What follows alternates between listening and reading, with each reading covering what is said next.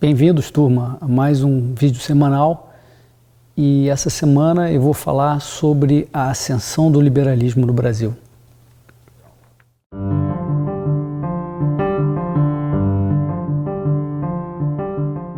Turma, boas festas. Nós estamos acabando a década e o liberalismo começou a década basicamente desconhecido e desprezado no Brasil. Agora é muito diferente, o liberalismo está na moda, temos uma primavera liberal. E aqui eu estou me referindo ao liberalismo como distinto daquele que eu chamo de neoliberalismo, ou para quem acha que não existe, eu brinco que pode chamar de Jonathan. Aquilo que existiu aqui na década de 80 e 90, com alguma restrita influência, que era uma vertente liberal, focada puramente em economia, pouco humanista, muito dependente de conceitos como eficiência, de equações econométricas e massacre de dados.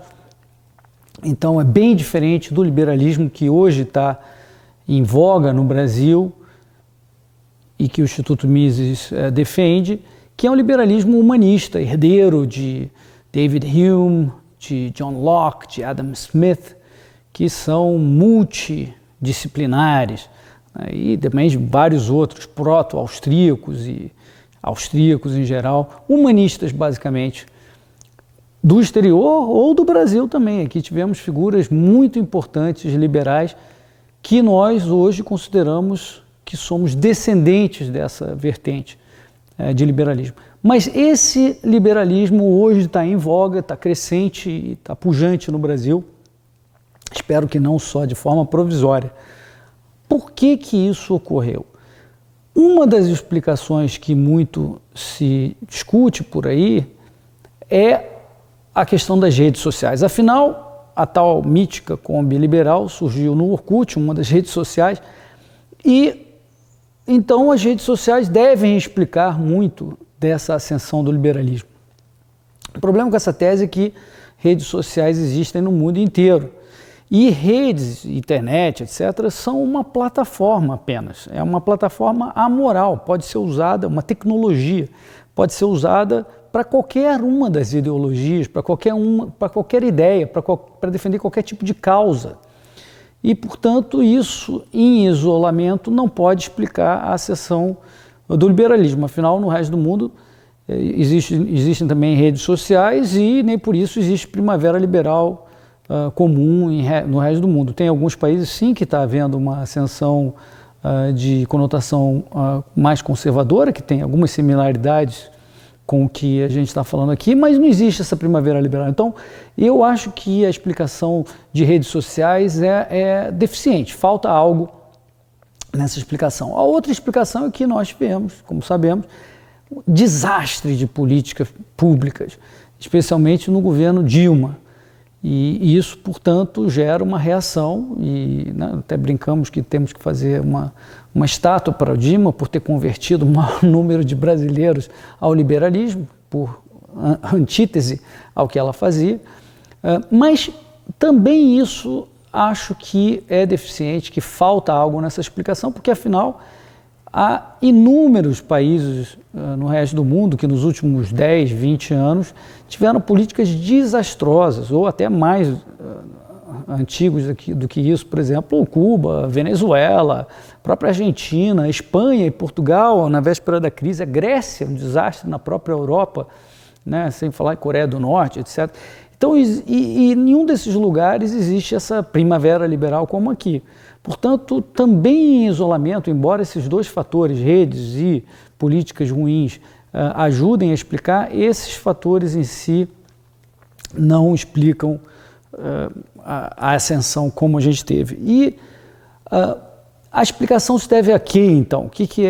O que eu acredito que seja uma explicação um pouco mais consistente? Há exatamente 10 anos eu fazia uma palestra nos Estados Unidos intitulada O Liberalismo é uma Estrela do Mar, na qual eu fazia uma analogia entre um livro de negócios, não tem nada a ver com ideias e tal, mas ideias, vamos dizer, filosofia política, mas ideias de negócios, chamado The Starfish and the Spider, né? Falando sobre esse novo desenho de organizações que surgiram nos últimos 20 anos, bastante mais descentralizadas do que as organizações tradicionais. Então, os autores desse livro fazem uma comparação entre essas organizações distintas, e eles fazem uma analogia com a biologia, comparando a estrela do mar e a aranha. E eu tomei essa analogia, já explico já o que eles falaram no livro, mas eu tomei essa analogia para explicar o liberalismo que estava surgindo no Brasil nos 5 anos anteriores a isso, ou talvez 10 anos anteriores a isso, desde o início lá do Orkut, 2003 e 2004. O que esse livro diz? E é muito interessante, eu recomendo a todos. Tem uma versão em português, não é fácil de encontrar, porque é um livro de, se eu não me engano, de 2005, mas é muito interessante. Então, eles dizem o seguinte: a aranha e a estrela do mar são seres que, a princípio, são parecidos, porque tem um corpo central, a aranha tem 8 patas, a estrela do mar tem 5 braços, mas biologicamente, internamente, fisiologicamente, elas são muito distintas, porque se você corta uma perna da aranha, você fica com uma aranha aleijada, andando aí, manca, mas se você corta a cabeça da aranha, a aranha morre porque você destruiu o sistema central da aranha. E se você fizer a mesma coisa com a estrela do mar, cortar um braço, nasce um outro braço na estrela do mar. Se cortar a estrela do mar no meio, sobrevivem 2 estrelas do mar distintas, 2 organismos distintos sobrevivem. Portanto, tem algo de muito distinto. E por que é assim na estrela do mar? Porque cada braço, em essência, é quase um organismo em si. Cada braço tem sua boca, seus músculos para se locomover, seu próprio sistema digestivo,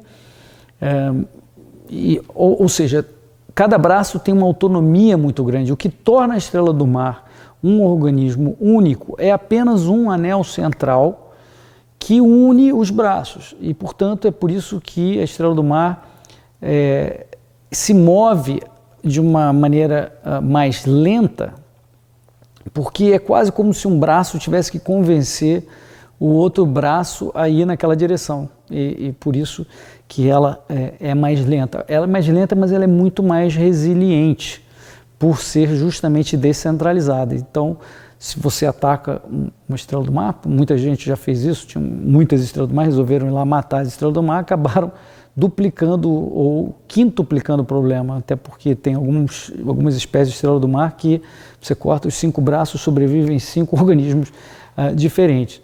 E em organizações não é muito diferente. As organizações tradicionais são organizações com uma hierarquia muito grande. Você tem presidência, diretoria, gerências, superintendências, etc, etc, etc. Tudo muito organizado, retratado nos seus organogramas. Você tem sedes e filiais, e o centro de comando está localizado vamos dizer, naquele pequeno grupo, seja o conselho de administração ou a diretoria superior que controla aquela empresa. E, portanto, é um organismo mais centralizado. As outras organizações, como, por exemplo, até o organismo cérebro, ele é muito descentralizado, não existe. Achava-se antigamente que a memória estava localizada especificamente numa região do cérebro, e se descobriu que isso não é verdade. Não existe um neurônio da vovó, que tem a lembrança da vovó, é bastante descentralizado no cérebro. A internet é tipicamente uma organização descentralizada. Qual é a sede da internet? Qual é a diretoria da internet? Eu sei que tem regras de governança, mas elas são fluidas, e não existe uma gestão tradicional como existe na IBM, por exemplo. Ou seja, a internet é muito mais uma organização estrela do mar. Assim como as organizações, por exemplo, o Uber. Onde está localizado o Uber exatamente? Está localizado onde estão os servidores, onde está o software que o gere, está nos motoristas em cada carro. Quer dizer, a organização é muito mais descentralizada do que uma organização tradicional. Então, no próprio livro Estrela do Mar e Aranha, eles contam a história, por exemplo, quando Cortés, espanhol, chegou nas Américas e encontrou ali aquele império azteca e Tenochtitlan, que é aquela cidade principal onde hoje está a cidade do México, e eles perceberam que se eles matassem o chefe, porque era uma sociedade, vamos dizer, tributária, baseada em recolhimento de tributos centralizados na figura do seu chefe, imperador Montezuma III, se eu não me engano, se matassem Montezuma, foi o que ocorreu, o Império Azteca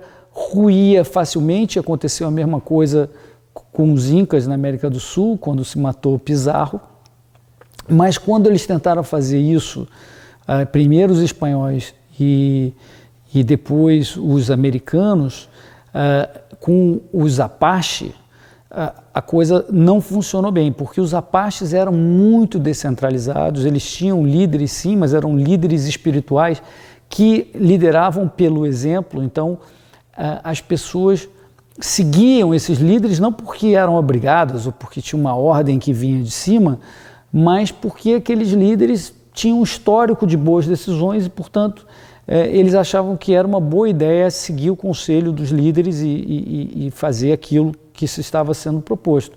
Então, quando, por exemplo, eles tinham guerras com os espanhóis e com os mexicanos e tal,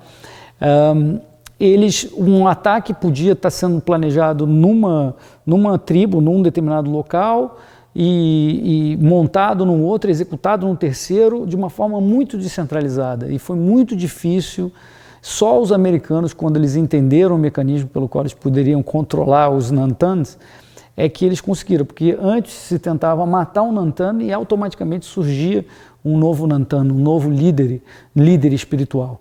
Então é muito mais difícil você lidar com organizações descentralizadas.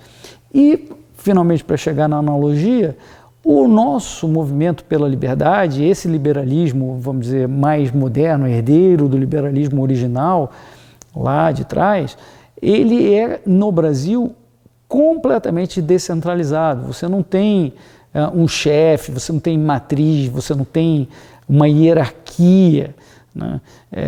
São iniciativas espalhadas pelo Brasil com várias dezenas de institutos e várias centenas de grupos de estudos independentes, movidos por uma causa comum, cujo anel de ligação é a doutrina liberal, essa que eu estou dizendo, baseada em vida, liberdade, propriedade. E tendo isso como um anel comum, cada um trabalha naquilo que faz melhor, né? Aquilo que tem mais vontade de fazer, aonde acha que avança melhor as nossas ideias para que a gente tenha um Brasil mais próspero, justo no futuro. Então, dessa forma, nós somos muito resilientes. Compare isso, por exemplo, com a esquerda hoje, que é muito dependente de verbas do governo, de ONGs, de verbas internacionais centralizadas, muito regada a pão com mortadela, e dependendo de líderes, né, muito fortes, como o Lula, por exemplo. E quando você tem um líder caindo, o sistema tende a ruir, né, ou ficar dependente daquele líder, e o líder em apuros, você tem um problema grave para o movimento, no caso deles, socialista. Então, é um movimento que está mal acostumado com essas verbas centrais, né, centralizado, enquanto o movimento pela liberdade ele é muito mais sólido, robusto, resistente, resiliente, e é por isso que eu acho que ele vai prevalecer. Feliz Natal a todos e boas festas.